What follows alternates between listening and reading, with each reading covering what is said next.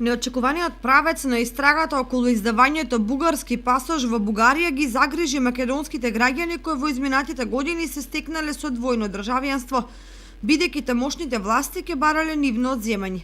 Тоа го соопшти бугарската национална телевизија, која пренесува дека нелегално издадените бугарски пасоши ќе се одземаат од граѓаните кои ги добиле на нелегален начин.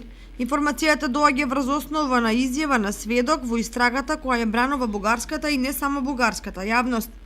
Изворот вели дека македонците биле привилегирани при добивање на бугарски пасоши, што е своевиден пресврт, бидејќи истите, наместо жртви на незаконско дејствие, може да се третираат како прекршители во целиот тој скандал. Според сведокот, ангажирани се преку 100 медијатори кои прибирале документи, обезбедувале фиктивни живеалишта и посредувале пред институциите.